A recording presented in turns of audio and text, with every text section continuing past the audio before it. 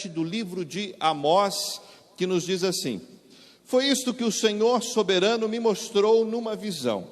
Ele se preparava para enviar sobre a terra um exército de gafanhotos. Isso foi depois que a porção do rei havia sido colhida dos campos, quando brotava a colheita principal. Em minha visão, os gafanhotos comeram todas as plantas da terra. Então eu disse: ó Senhor soberano, perdoa-nos, do contrário não sobreviveremos, pois Israel é muito pequeno. Então o Senhor voltou atrás e disse: o que você viu não acontecerá. Foi isso que o Senhor soberano me mostrou em outra visão. Ele se preparava para castigar o seu povo com um grande fogo. O fogo havia consumido as profundezas do mar e devorava toda a terra. Então o Senhor disse: ó Senhor soberano, imploro-te para que pares, do contrário não sobreviveremos, pois Israel é muito pequeno. Então o Senhor soberano voltou atrás e disse: isso também não acontecerá. Foi isto que ele me mostrou em outra visão. O Senhor estava em pé junto a um muro que havia sido construído usando-se um prumo, e segurava o prumo em suas mãos.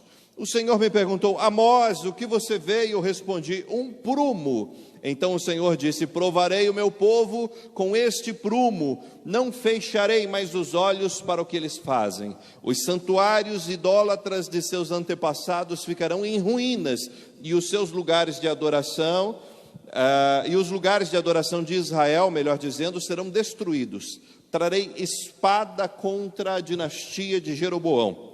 Então Amazias, sacerdote de Betel, enviou uma mensagem a Jeroboão, rei de Israel, dizendo: Amós conspira contra o rei aqui mesmo, no meio do povo, falando coisas intoleráveis.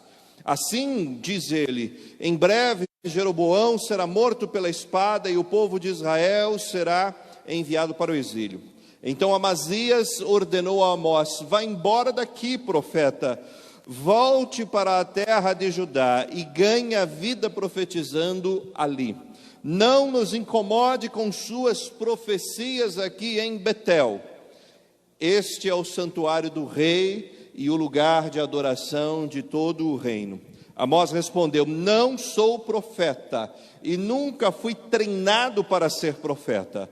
Sou apenas um boiadeiro e um colhedor de figos. Mas o Senhor me tirou de junto do meu rebanho para dizer: vá e profetize ao meu povo Israel. Agora, portanto, ouça esta mensagem do Senhor. Você diz: não profetize contra Israel, pare de pregar contra o meu povo. Mas assim diz o Senhor: sua esposa se tornará prostituta nessa cidade, e seus filhos serão mortos pela espada. Sua terra será dividida, e você morrerá em terra estrangeira. E o povo de Israel certamente será levado para o exílio, para longe da sua terra natal. Convido você para estar orando. Nós lemos o texto e agora que nós vamos meditar, que nós vamos explicar aquilo que o texto diz, que de maneira muito especial a presença do Espírito Santo esteja em nosso meio, para que possamos não apenas compreender, mas praticar aquilo que a Bíblia nos ensina. Querido e grandioso Deus, Pai Santo, Pai Poderoso, nós te louvamos, ó Deus, porque o Senhor é um Deus de misericórdia, um Deus de amor, um Deus de bondade. Nós te louvamos, ó Deus, porque o Senhor está presente sobre as nossas vidas de uma forma especial. Nós te louvamos, ó Deus, pela tua palavra que nos traz lições preciosas, que nos ensinam, que nos levam, ó Deus, para mais perto de ti. O Senhor prometeu na tua palavra e nós clamamos a presença do teu Espírito Santo sobre o nosso povo neste momento. Que o Senhor, ó Deus, esteja em cada casa que está acompanhando, que o Senhor, ó Deus, esteja com o pessoal que aqui está, para que possamos, ó Deus, não apenas aprender, mas praticar a tua palavra. Que o Senhor, ó Deus, esteja usando a minha vida, a minha voz, para realmente testemunhar a tua palavra, e que hoje, ó Deus, possamos ser edificados por aquilo que o Senhor nos diz. Nós oramos, ó Deus, em nome de Cristo Jesus. Amém. Amém. O livro de Amós, quem está acompanhando esta série de mensagens, sabe que Amós, ele é um livro que ele foi dado através de revelações ao profeta Amós. Esse é o nome do livro. E acontece o seguinte: Israel estava num momento muito difícil. Eles haviam sido cuidados por Deus, zelados por Deus, abençoados por Deus, conduzidos por Deus, estabelecidos numa terra que Deus havia dado, estavam num momento próspero do ponto de vista financeiro, do ponto de vista político, um momento muito estável, um momento que a gente poderia dizer: está tudo certo, está tudo bem, está tudo em ordem. Mas esse povo começou a se desviar de Deus e seguir os seus próprios deuses, ou fazer misturas entre o Deus verdadeiro e o Deus que eles inventaram, que eles foram criando de acordo com o seu próprio jeito de ser. E aí então, uma vez que eles foram se desviando do Deus verdadeiro, eles começaram a praticar injustiças. Injustiça com aquele que é mais simples, injustiça com aquele que é menor, injustiça com aquele que é menos favorecido, injustiça com aquele que estava numa situação de carência. E aí, quando alguma coisa acontecia, os próprios juízes e fiscais estavam ali comprados e a justiça não era feita. E assim acontece com Israel naquele momento. Deus manda profetas para avisar dos seus pecados. Alguns eles apedrejam, outros eles não querem ouvir, e eles vão se distanciando da palavra maravilhosa do nosso Deus. E à medida que eles mais se distanciam de Deus, mais eles mergulham em seus pecados, mais eles mergulham numa vida diferente de Deus. E aqui no texto que nós lemos, depois de Deus ter falado já que enviaria a sua justiça no meio daquele povo, Deus então aqui mostra uma coisa muito importante: a sua grandeza e a sua soberania diante daquele povo, né? Nós falamos sobre a soberania de Deus, nós ouvimos essa palavra com alguma frequência, dizendo que Deus é soberano, que Deus é grande, que Deus está acima de todas as coisas, e muitos olham apenas para essa ideia de soberania como se fosse algo apenas do ponto de vista espiritual. Mas o Deus que nós cremos é um Deus grande, é um Deus forte, é um Deus poderoso, é um Deus que é soberano sobre o sol, sobre a chuva, sobre o vento, sobre a multiplicação ou não de animais. Nada foge do controle do nosso Deus grandioso. Nesse texto que nós lemos, nós vamos ver que Deus é soberano sobre as mínimas coisas, mas ao mesmo tempo é misericordioso e justo. Deus é soberano sobre os animais, Deus é soberano sobre os fenômenos naturais, Deus é soberano sobre o conceito absoluto de justiça. E aí nós vamos ver a reação diante daquilo que Deus está falando por meio da boca do profeta Amós. Então, em primeiro lugar, Deus se mostra o grande Deus soberano sobre os animais. Depois daquele povo ter pecado, depois daquele povo ter caído, depois daquele povo ter se distanciado de Deus, Deus então, depois Deus ter enviado profetas para falar e avisar o povo e mostrar os seus pecados, e o povo não ter dado ouvido, então Deus diz que está preparando o juízo, preparando a sua maneira, a forma de trazer o juízo e trazer uma punição, e de maneira especial trazer uma correção sobre a vida daquele povo. E Deus diz no verso 1, foi isto que o Senhor soberano me mostrou. Ou seja, Amós tem Deus abrindo a cortina do tempo e mostrando o que estaria fazendo na próxima safra, o que estaria fazendo no próximo momento. E diz assim: Deus preparava enviar sobre a terra um exército de gafanhotos. Foi isso depois da porção do rei, que havia sido colhida dos campos, quando brotava a colheita principal. Em minha visão, os gafanhotos comeram todas as plantas da terra. Olha que coisa interessante. Todos os animais, toda a terra, todo o universo está debaixo da boa mão de Deus.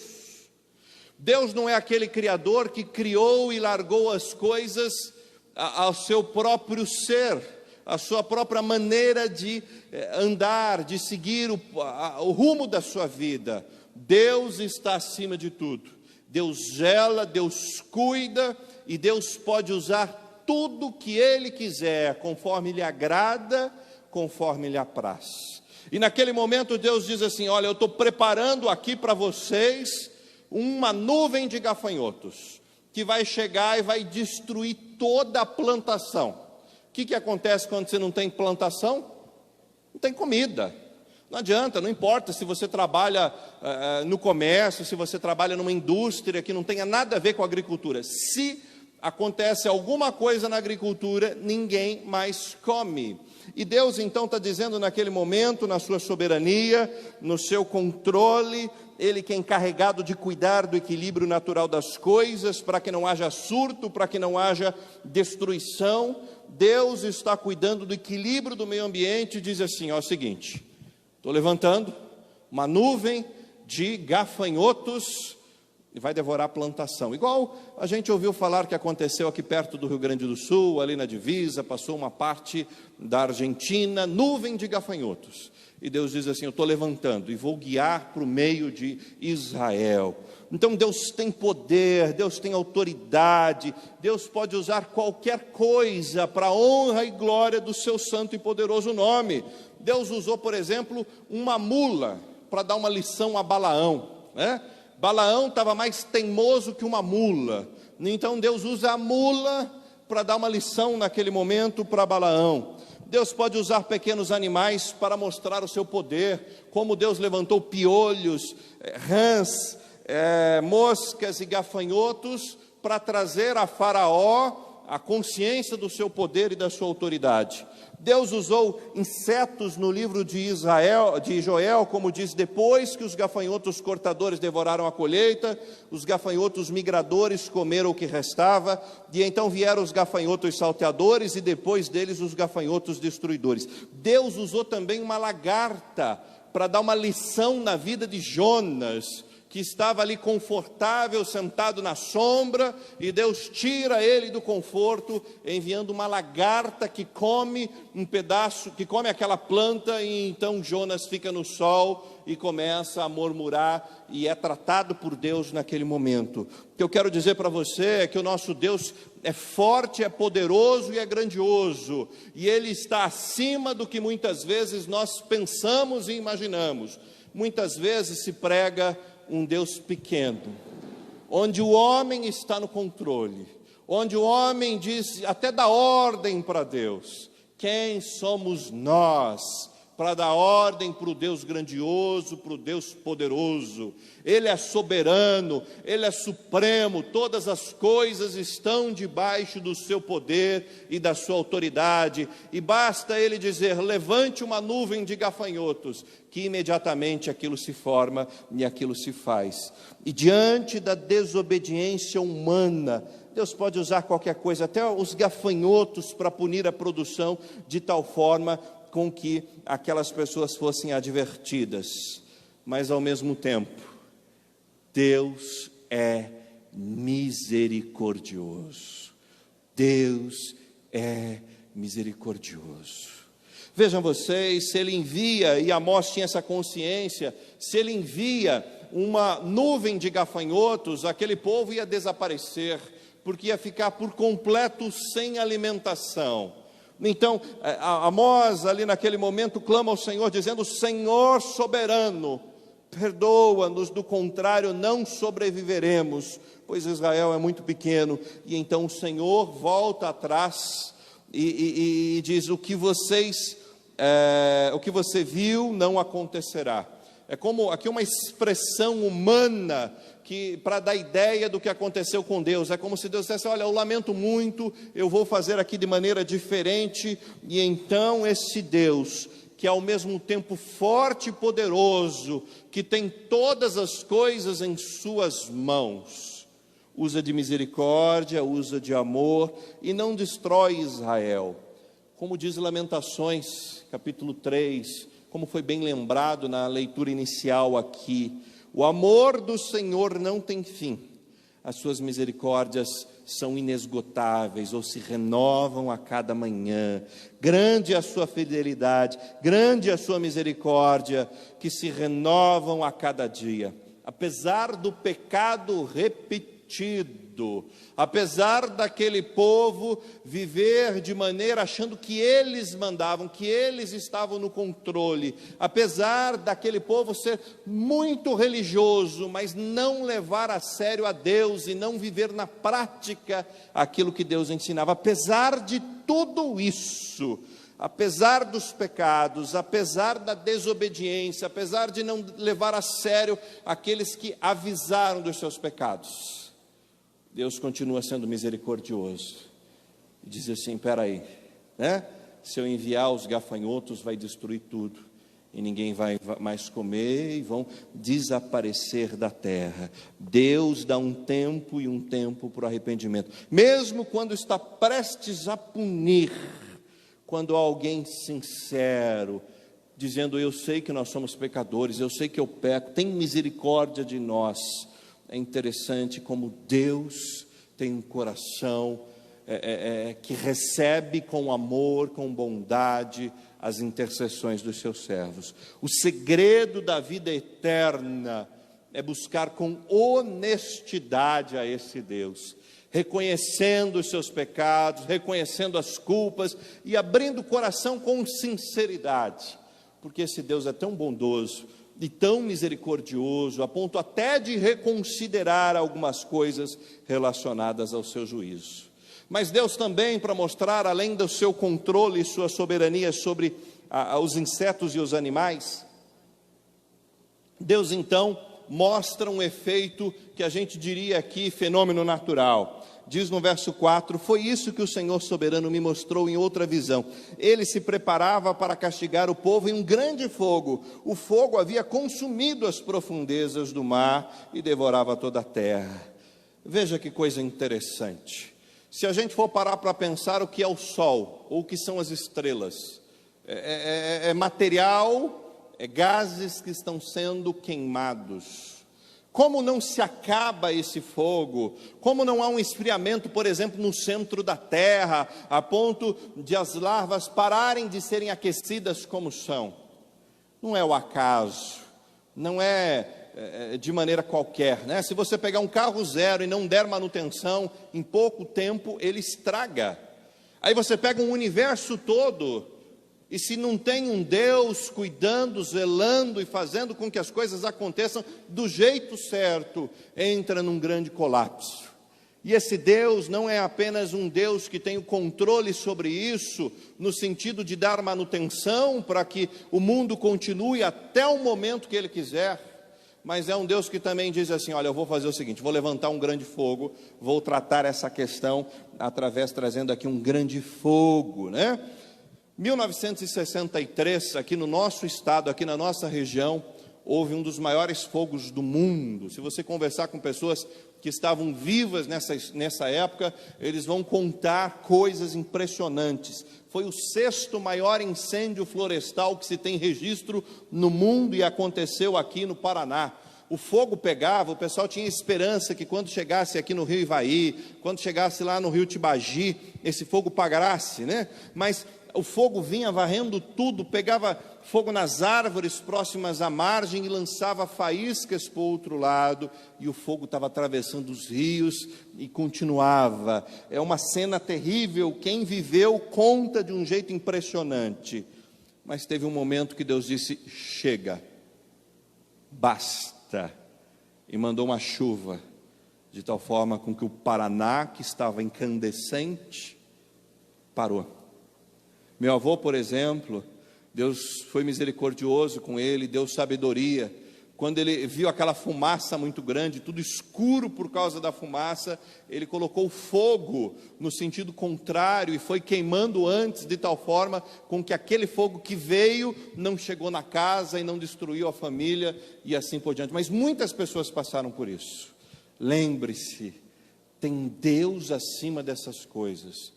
Tem um Deus que zela, que cuida, que não deixa com que simplesmente o universo se destrua por completo. E tem um Deus que é capaz de usar essas coisas para a honra e glória do seu santo e poderoso nome.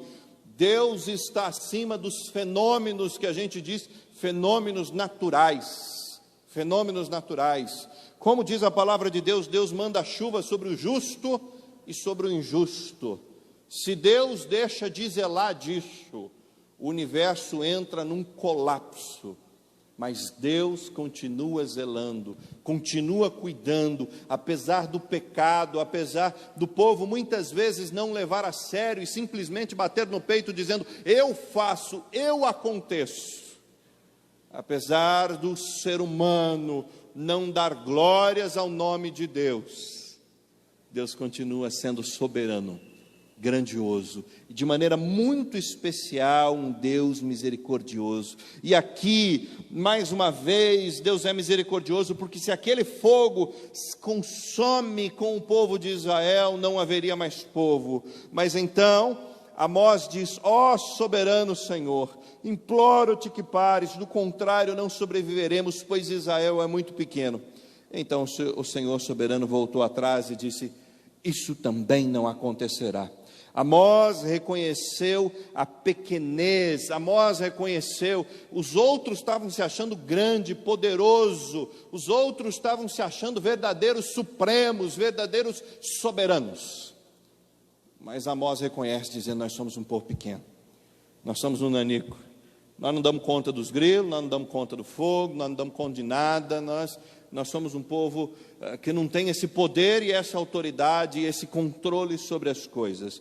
E Deus, na sua misericórdia, não manda isso para aquele povo. Apesar de Deus ter todo o poder em suas mãos e poder fazer tudo o que Ele quiser, mas Deus é misericordioso, sempre age com misericórdia sobre as nossas vidas. Se Ele destruísse aquele povo, seria justo, porque aquele povo conhecia Ele, mas não se dobrava, não rendia glórias a Ele. Mas apesar de ser totalmente justo, Deus prefere ser misericordioso. É mais ou menos como Cristo Jesus, quando Ele está diante daquela situação, que Ele diz: é o seguinte, quem não tem pecados, que atire primeira pedra. Pois bem, todos ali em volta tinham pecados, e Deus assim foi, a presença do Espírito Santo foi tão grande, que houve a consciência de que eles eram pecadores, e eles foram saindo sem atirar pedra. E aquela mulher então fica cara a cara com Cristo Jesus. Qual é o único que poderia tirar pedras? Qual que era o único que não tinha pecados? Jesus. Mas ao invés, e seria justo se Jesus fizesse isso, mas ao invés de fazer isso, Ele age com misericórdia e diz: vá e não peques, eu também não te condeno. Jesus libera, Jesus ao invés de agir com punição extrema, Ele é misericordioso, da mesma forma como Deus está fazendo com aquele povo lá na história que é descrita aqui por Amós. Não, no entanto, meu querido, às vezes a gente brinca e abusa da misericórdia de Deus. Às vezes a gente, porque pecou uma vez, não deu nada, a gente diz: vou fazer de novo, vou fazer de novo, vou fazer de novo, e uma hora a casa cai, porque apesar de ser extremamente misericordioso, Deus é extremamente justo. Não confunda a misericórdia de Deus com o pecador, com complacência com o pecado. Deus é misericordioso, mas Ele pune pecados repetidos, especialmente daqueles que são avisados pela sua palavra, avisados pelos seus servos, mas permanecem fazendo a mesma coisa e não dão bola para aquilo que é avisado. Deus é amoroso, mas o seu amor faz com que Ele discipline os seus filhos. Apesar de saber que Deus é misericordioso e que suas misericórdias não têm fim, não é sábio cultivar pecados repetidos, pecados de estimação no coração. Israel fez isso. Israel continuou nos seus pecados.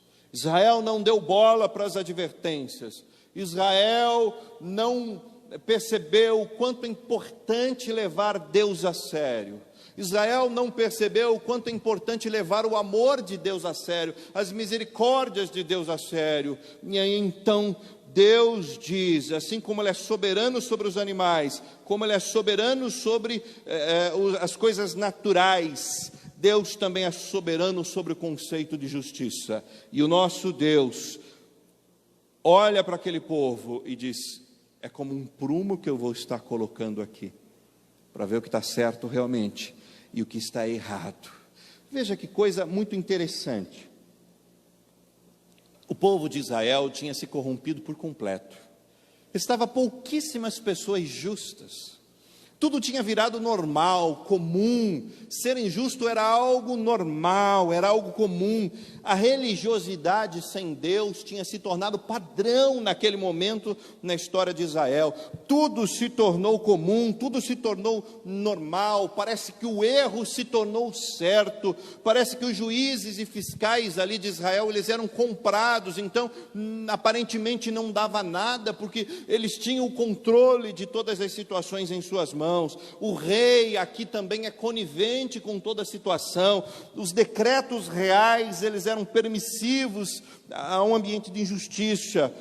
O injustiçado e oprimido não tinha a quem recorrer, porque se os próprios juízes que deveriam fazer justiça estavam vendendo a justiça por um par de sandálias, aparentemente não tinha mais a quem recorrer, não tinha mais a quem resolvesse. Toda a sociedade de Israel se corrompeu naquele momento. Se fosse uma eleição como nós tivemos hoje, e o povo fosse voltar entre um sistema de justiça e um sistema de injustiça, ganhava por unanimidade a injustiça, porque todo o povo havia mergulhado na injustiça. Todos olhavam e diziam: é normal.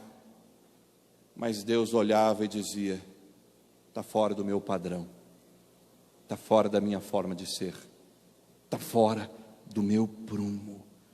Deus se mostrou soberano e poderoso sobre os animais, e pela misericórdia não enviou uma nuvem de gafanhotos. Deus se mostrou soberano sobre os fenômenos ali, sobre o fogo. Amós clamou e Deus não enviou o fogo. Apesar de Deus não enviar destruição completa, Deus diz assim: mas eu vou fazer um negócio aqui. Vou mandar para o cativeiro aqueles que estão vivendo na injustiça. A injustiça do povo não poderia ficar impune. Como diz Provérbios capítulo 13, verso 24: quem não corrige os filhos, mostra que não os ama. Quem ama os filhos, se preocupa em discipliná-los. Quem ama os filhos, se preocupa em discipliná-los. E às vezes as pessoas olham para o amor de Deus como se fosse um amor inconsequente, como se fosse um amor sem disciplina, como se fosse um amor sem justiça, como se fosse um amor que tudo vale. Deus tem o seu padrão de justiça, e ainda que o mundo todo ache normal estar distante do padrão de Deus, Ele continua com o seu prumo, olhando para a vida de cada um e avaliando conforme o seu querer. Deus manda então uma nova visão aqui, para mostrar que Ele é soberano, que Ele é o único absoluto sobre o conceito de justiça. Ainda que nós como sociedade possamos estabelecer a nossa justiça, Deus é soberano e poderoso, a ponto de olhar por cima de tudo isso e ver se as leis, se a forma de ser, se a forma de governo está justa, e Ele julga conforme o seu padrão. Diz no verso 7, foi isso que Ele me mostrou em outra visão. O Senhor estava em pé junto a um muro que havia sido construído usando-se um prumo, e segurava o prumo em suas mãos. O Senhor me perguntou: Amós, o que você vê? E eu respondi: eu vejo um prumo. Então o Senhor disse: provarei meu povo com este prumo, não fecharei mais os olhos para o que eles fazem. Os santuários idólatras dos seus antepassados ficarão em ruínas, e os lugares de adoração de Israel serão destruídos. Trarei a espada contra a dinastia de Jeroboão. Deus avalia tudo que a sociedade de Israel construiu.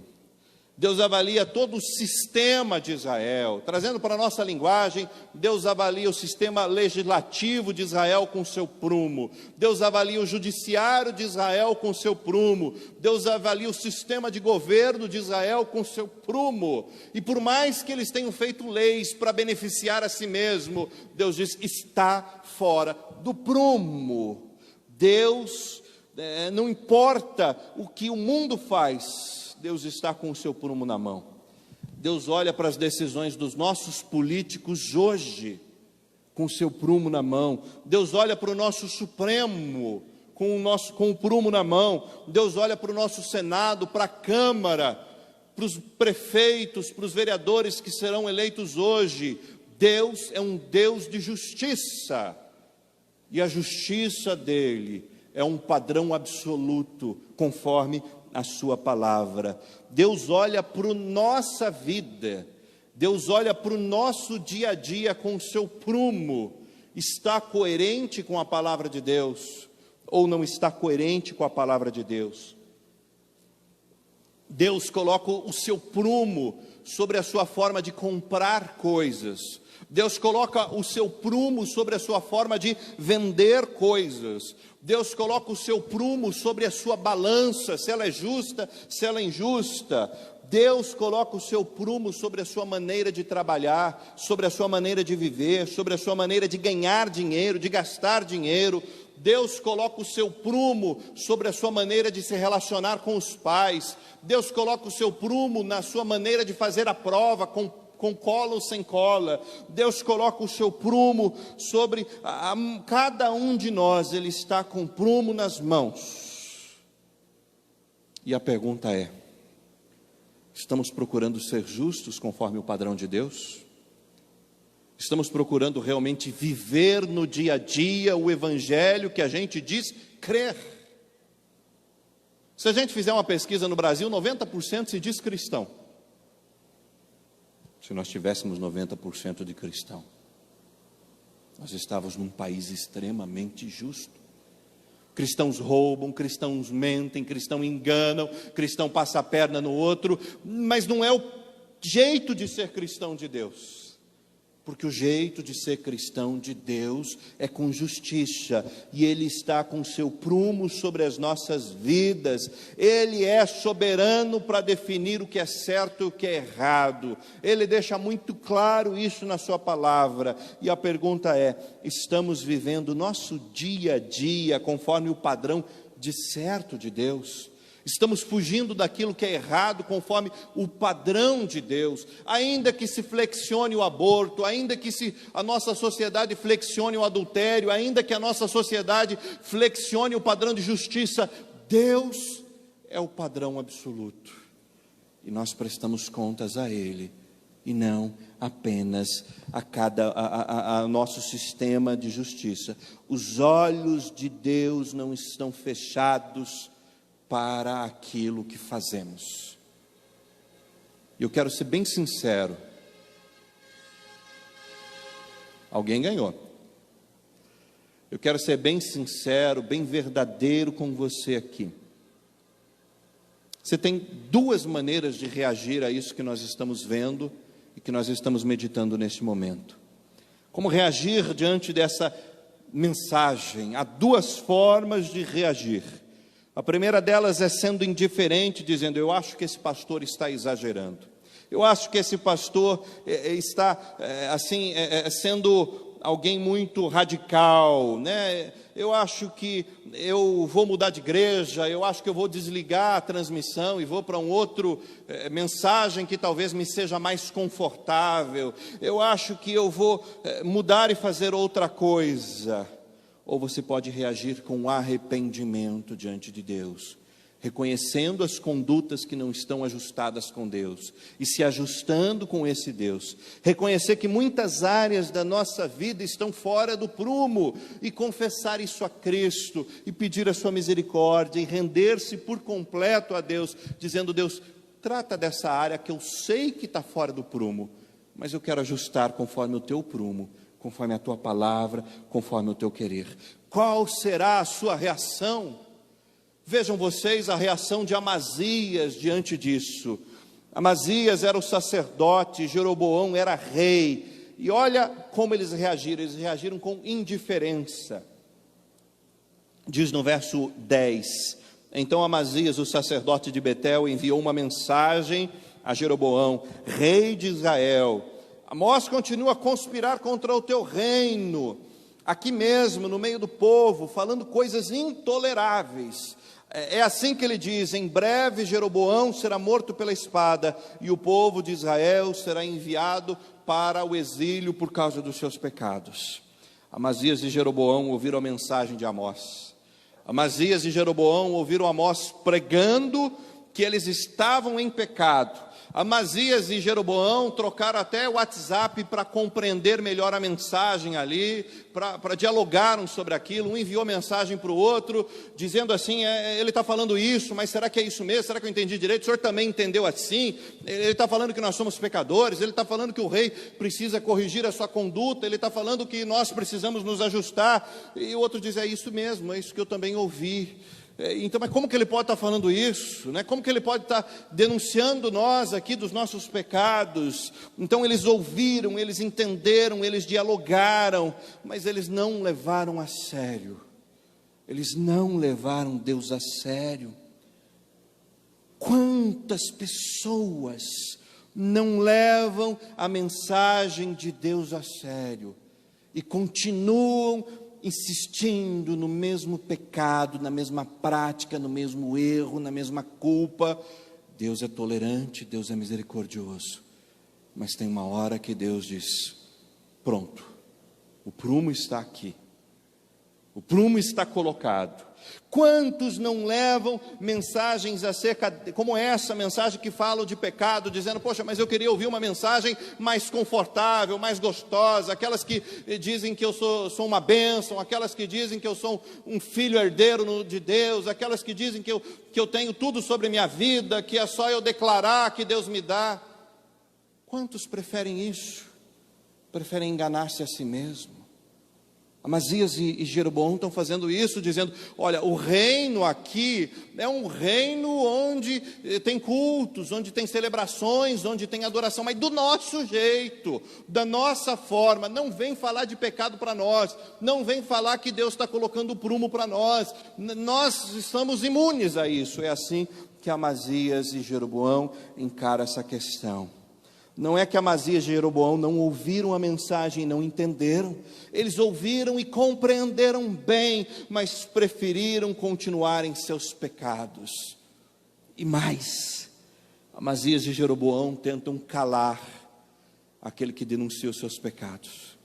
Eu acho tão interessante a vida de Davi.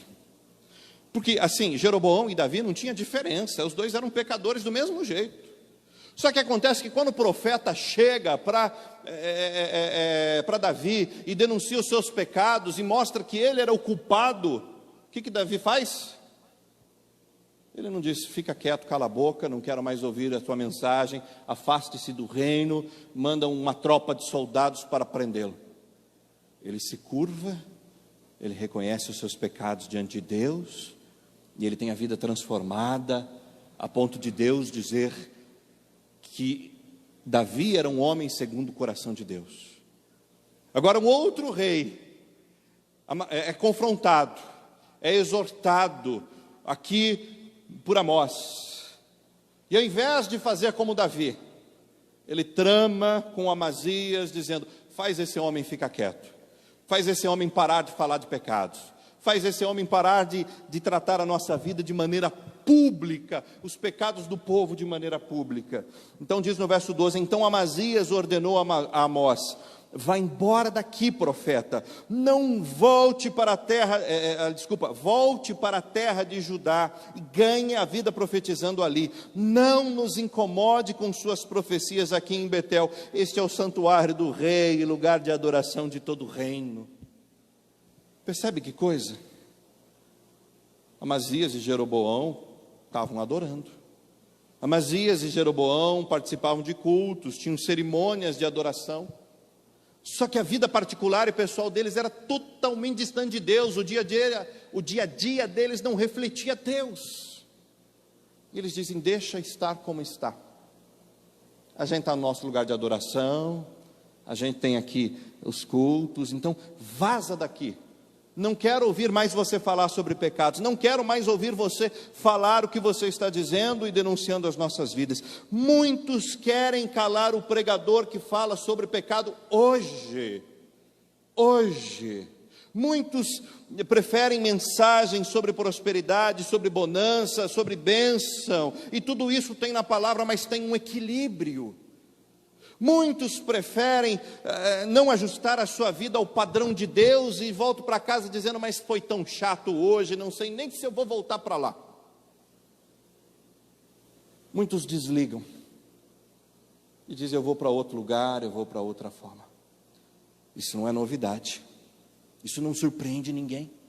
Isso aconteceu com Amós, aconteceu com Cristo, aconteceu com seus apóstolos, acontece com qualquer servo verdadeiro de Deus, porque há pessoas que levam a sério e há pessoas que simplesmente não levam a sério. Muitos buscam e realmente querem ajustar a sua vida com Deus, mas muitos querem dizer, eu quero levar a minha vida do meu jeito, da minha forma, e eu só quero que Deus me abençoe. Deus é tolerante, Deus dá um tempo, Deus é paciente, mas tem uma hora que Deus diz, o prumo está sobre a tua vida. Qual será a sua atitude? Você faz parte do grupo que humilha-se perante Deus, reconhecendo que é pecador, ou prefere continuar nos seus pecados, como Jeroboão, como Amazias? Amazias preferiu cultivar um engano e disse, não nos incomode com suas profecias, este é o santuário do rei, lugar de adoração. Gente, vamos ser bem honestos, não adianta ter uma religião e não levar Deus a sério. De nada adianta ter uma pesquisa do censo dizendo que 90% das pessoas dizem crer em Cristo se não leva Deus a sério. De nada adianta nós temos 50 mil batistas no Paraná, se uma grande parte não leva a sério. De nada adianta a gente ter quase 50 milhões de evangélicos no Brasil, se não se leva Deus a sério. É isso que estava acontecendo. O reino de Israel era todo um reino teoricamente governado por Deus, teoricamente que adorava a Deus, mas a prática da vida deles estava totalmente distante, a ponto deles dizerem assim, pare com suas profecias, não nos incomodem mais, pare com isso. A resposta de Amós foi muito interessante. Amós não fica brigando, não fica batendo boca, Amós simplesmente diz, olha, eu não falo por ter sido treinado a falar. Ele diz assim, olha, eu não sou profeta, eu nunca fui treinado para ser profeta, eu não sou profissional nesse negócio, mas Deus disse para eu vir aqui e eu estou aqui, para anunciar os pecados da nação. Ele faz igual o povo lá no Novo Testamento, onde o pessoal ali dos fariseus, dos mestres da lei, pede para parar. E eles dizem assim, como podemos deixar de contar as coisas que vimos e ouvimos da parte de Cristo Jesus? Amós faz a mesma coisa e diz assim, é o seguinte, eu não sou treinado, eu não sou alguém que foi treinado numa escola de profetas, isso aqui não é a minha profissão, eu sou um boiadeiro, eu sou um colhedor de figos, eu sou um agricultor, eu vivo da agricultura, mas eu quero que você saiba o seguinte, eu fui chamado por Deus, que me tirou de junto dos meus rebanhos e me disse, vá e profetize ao povo de Israel. E Amós, com um coração humilde, impressionante, firme, diante do rei, diante das autoridades. Não aquele que chega com arrogância e prepotência, mas aquele que humildemente diz, não sou como os outros, não tenho treinamento formal, minha área não era nem essa, mas Deus está comigo, me chamou para falar disso, e eu venho aqui para falar o que eu estou falando. E Amós então considerou o que Deus disse, mas assim diz o Senhor, sua esposa se tornará prostituta nessa cidade, e seus filhos e filhas serão mortos pela espada, sua terra será dividida, e você morrerá em terra estrangeira, e o povo de Israel será levado para o exílio, para longe de sua terra natal.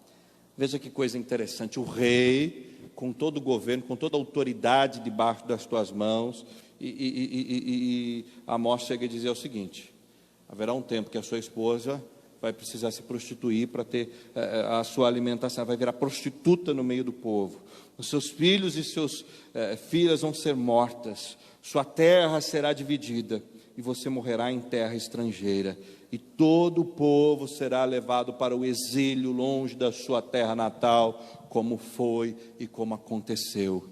Veja como o pecado é coisa séria.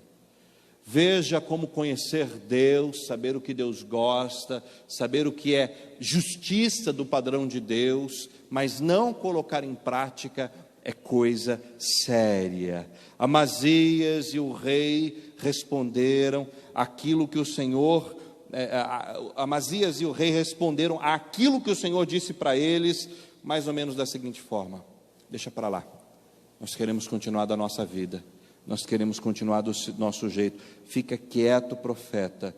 E Amós respondeu aquilo que Amazias e o rei fizeram e preferiam ficar com as palavras do Senhor. Ou seja, Amazias e o rei, né, e Jeroboão, eles preferiram ficar com sua própria opinião e não com a palavra do Senhor. Já Amós preferiu ficar com a palavra do Senhor e correr o risco na presença do rei. E você? Eu acho que você deve ponderar com sinceridade o que nós estamos falando aqui hoje. Não é um dia comum, não é uma mensagem qualquer, não é uma mensagem que você ouve com muita frequência, porque infelizmente a maioria dos pregadores prefere não falar sobre o pecado. E não é um momento que eu vou pedir para ninguém vir na frente. Eu só vou dizer: seja sincero com Deus.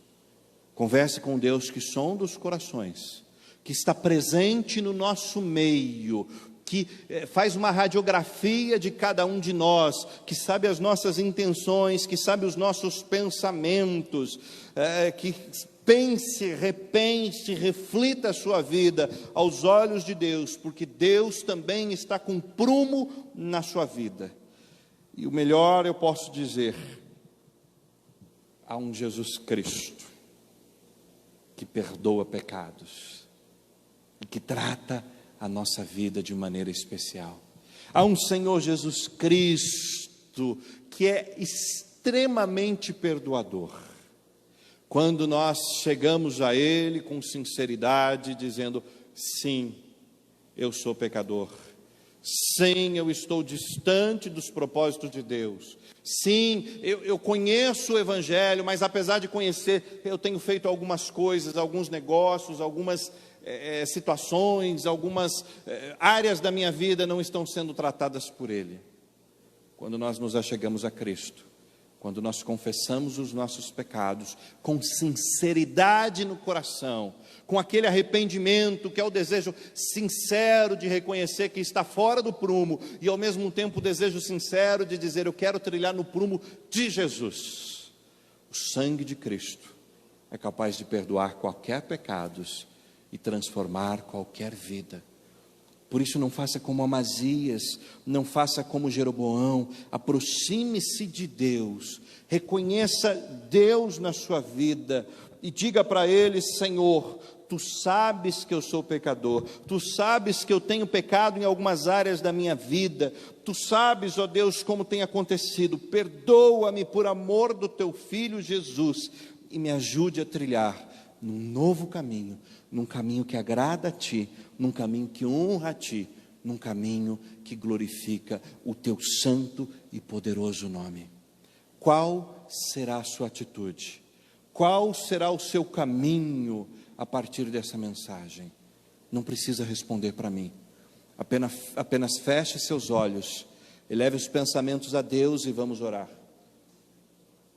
Se você tem trilhado situações e momentos distantes de Deus, Deus está com o seu coração, com a sua misericórdia, com a sua bondade, trazendo uma mensagem de aviso e estimulando você a voltar-se para Ele. Renda-se diante de Cristo Jesus, humilhe-se perante Ele, reconheça, assim como Davi fez, reconhecendo os seus pecados, abra o seu coração com sinceridade diante de Deus. Não faça como Amazias, não faça como Jeroboão, mas curve-se diante do soberano Deus, e Cristo Jesus, com a sua misericórdia, com o seu amor, com o seu sangue que foi vertido na cruz, é capaz de limpar e purificar qualquer pecado e transformar de fato as nossas vidas. Assuma em oração um compromisso de levar Deus a sério e de buscar em Jesus Cristo a força para a sua vida, de buscar em Cristo sustento para a sua alma. Use esse tempo para falar com Deus, para orar ao Senhor.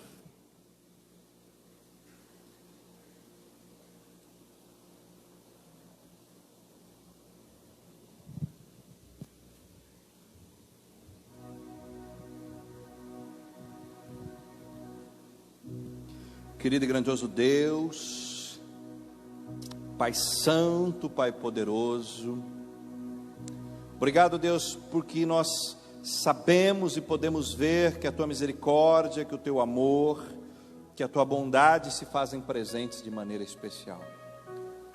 Obrigado, Deus, porque o Senhor não nos pune como nós merecíamos no momento onde nós caímos em pecado. Obrigado porque o Senhor dá um tempo.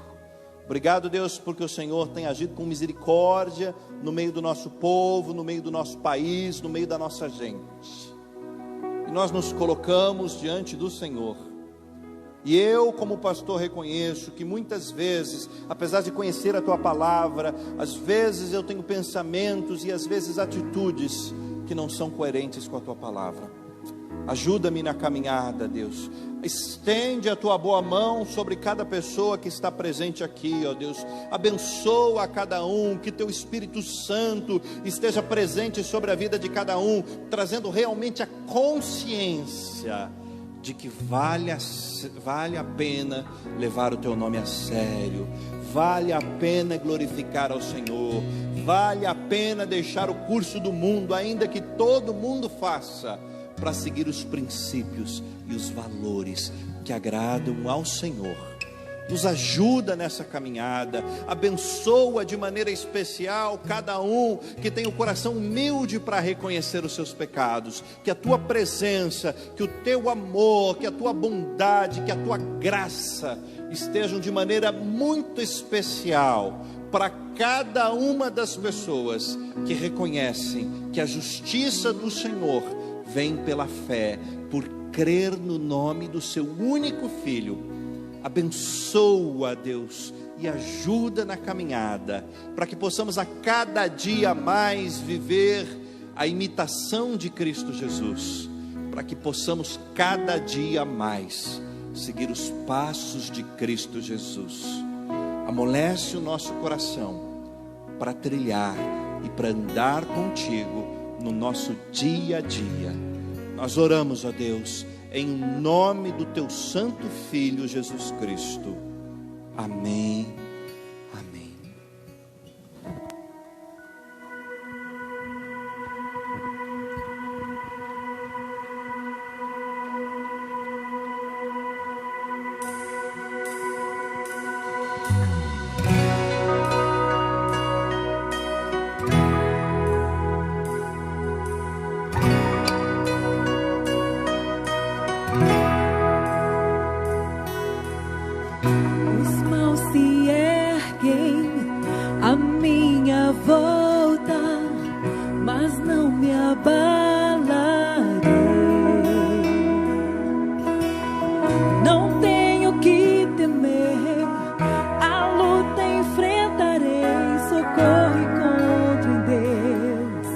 Socorro encontro em Deus. Meu Senhor é força e poder, jamais me abandonará. Não temerei, pois não tardará. Seguro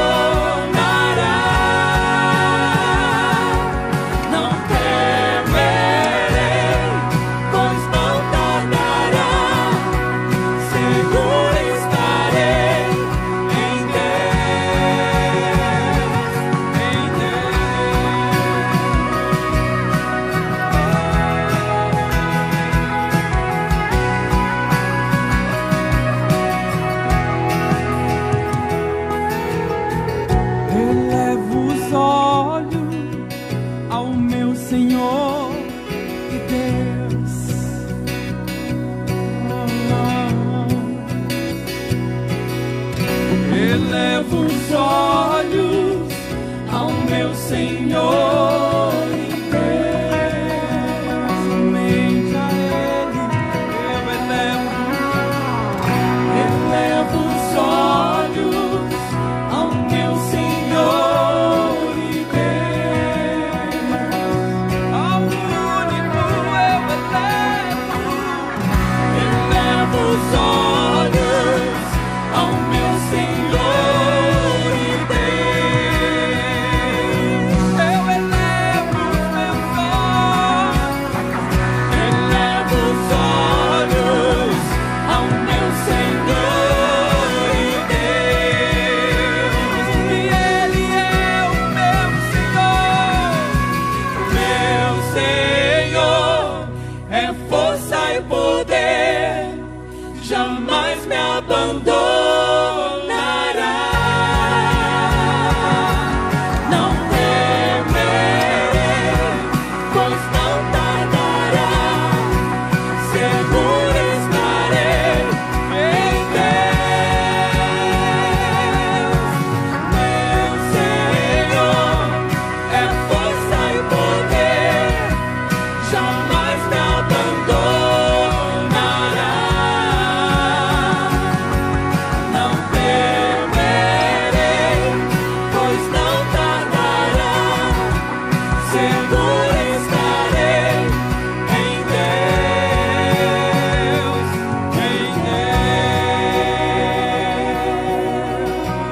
Estaremos sempre seguros em Deus. Uma ótima semana a todos. Que Deus continue nos abençoando. Antes de você sair, eu só queria convidar você para estar nesse momento, uma vez mais, elevando seus pensamentos a Deus e estar orando por aqueles que foram eleitos. Nesta igreja nós não falamos de política, você nunca vai ver neste púlpito o pastor, pelo menos enquanto eu estiver aqui, pedindo votos para alguém ou manifestando apoio de um lado. Mas Deus estabelece a cada um daqueles que são cristãos o papel de orar, de interceder sobre a vida daqueles que são os nossos representantes. E nós tivemos 49,68% dos votos para o Carlos Gil, 28% para o Miguel, 17% para o Papim e 5% para o Kleber.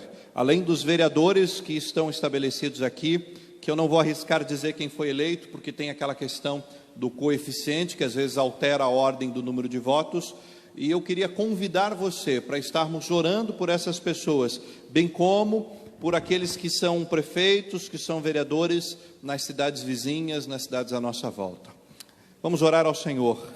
Querido e grandioso Deus, uma vez mais nós queremos nos colocar diante de Ti, para pedir, ó Deus, que o Senhor esteja abençoando com a Tua graça, com o Teu amor, com a Tua bondade, dando sabedoria, dando discernimento, aquelas pessoas, ó Deus, que na sua soberania foram colocadas e permitidas por Ti, que ocupassem os cargos públicos. Que o Senhor, ó Deus, que é um Deus de amor, de bondade, esteja de uma maneira especial visitando a nossa região, nos ajudando, ó Deus, numa das regiões que tem um dos piores IDHs do norte do Paraná, de todo o Paraná. Que o Senhor abençoe, que o Senhor faça com que essa região prospere, que o Senhor, ó Deus, esteja de uma maneira muito especial sobre a vida daqueles que trabalham na agricultura e que dependem, ó Deus, das estradas boas. Que o Senhor esteja dando o coração sensível aos governantes para trazer boas estradas. Que o Senhor, ó Deus, esteja abençoando aqueles que são governantes e que dependem, ó Deus,